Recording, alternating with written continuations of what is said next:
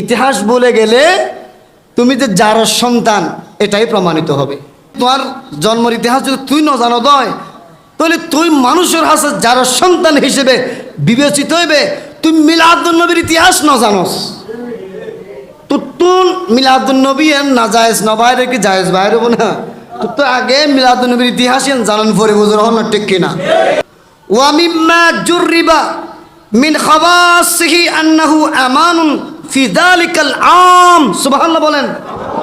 অর্থাৎ মিলাদুন নবী করার মাধ্যমে যা রহমত বরকত প্রকাশিত হতো, তন্মধ্যে অন্যতম একটা বড় মিলাদুন নবীর পুরস্কার হলো যেই মাসে মিলাদুন নবী উদযাপন করা হতো বিভিন্ন ধরনের মাহফিলের মাধ্যমে, সাজসজ্জার মাধ্যমে, দান সৎকারের মাধ্যমে, খুশি এজহারের মাধ্যমে যেদিন মিলাদুন নবী উদযাপন হতো সেই বছর মানুষ সব ধরনের আযাব গজব থেকে নিরাপদ থাকতো।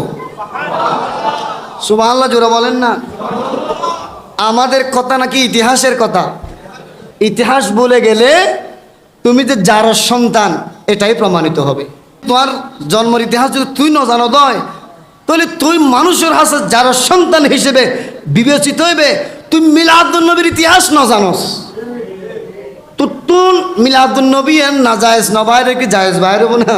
তোর তো আগে মিলাদুন নবীর ইতিহাস জানান পরে বুঝুর হল না, ঠিক কিনা? জগতের মানুষ ওয়া বুশরাত আজিলাতুন বিনাইনিল বাগিয়া ওয়াল মারাম। আল্লামা শিহাবুদ্দিন আহমদ আল কুস্তুলানি রহমতুল্লাহি আলাইহি বলেন, মিলাদুন নবী উদযাপন করার সাথে সাথে এটা একেবারে দৃশ্যমান হতো যে যত নিয়ত নিয়ে মিলাদুন নবী করত, এই মিলাদুন নবী করার সাথে সাথে নিয়তগুলো পূরণ হতে থাকতো। সুবহানাল্লাহ বলেন। এই জন্য তিনি বলছেন ফারাহিমাল্লাহ, তাদের উপর আল্লাহর রহমত নাযিল হয়। ইমরান ইত্তাখাযা লায়ালি শাহরি মাউলিদিহিল মুবারাক আয়াদা লিয়াকুনা আশাদ্দু ইল্লাতিন আলা মান ফি কলবিহি মারাদুন ওয়া আয়াদাইন। ওরে যারা মিলাদুন নবীর প্রত্যেক রাতকে ঈদ হিসেবে উদযাপন করবে, বিশেষ করে যাদের হৃদয়ে রসুল পাকের প্রতি দুশ্মনী রয়েছে, যারা দুশ্মনী রসুল, তাদের কলিজা যেন জ্বালিয়ে পুড়িয়ে ছাই হয়ে যায়, এই নিয়তে যারা মিলাদুন নবী পালন করে তাদের উপর আল্লাহর অবারিত রহমত বর্ষণ হয়। সুবহানাল্লাহ।